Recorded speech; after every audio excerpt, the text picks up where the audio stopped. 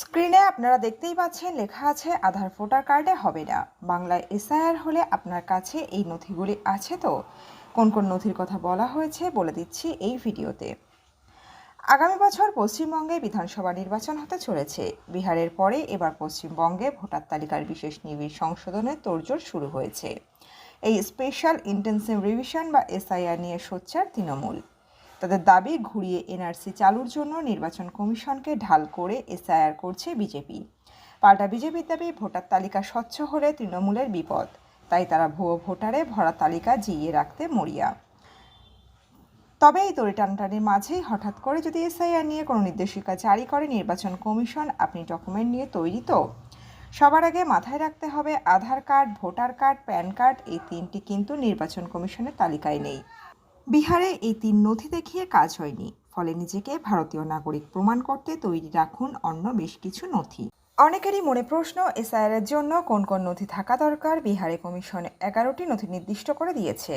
নথির ক্ষেত্রে বিহারে এসআইআর চলাকালীন যে সমস্ত নথি চাওয়া হয়েছে, বাংলার ক্ষেত্রেও তা দেখতে চাইতে পারে নির্বাচন কমিশন। বিহারে নিয়ম করা হয় এই 11টির মধ্যে যে কোনো একটি কাগজ দেখাতে পারলেই ভোটার তালিকায় নাম থাকবে। রইল সেই সব নথির তালিকা। 1. আপনি রাজ্য বা কেন্দ্র সরকারের কর্মচারী বা অবসরপ্রাপ্ত কর্মচারী হলে তার পরিচয়পত্র।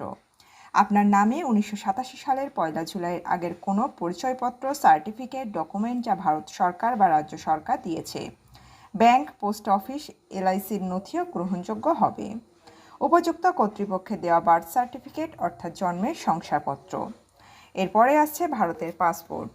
তারপর হচ্ছে স্বীকৃত বোর্ড বা স্বীকৃত বিশ্ববিদ্যালয়ে দেওয়া শিক্ষা সংক্রান্ত শংসাপত্র।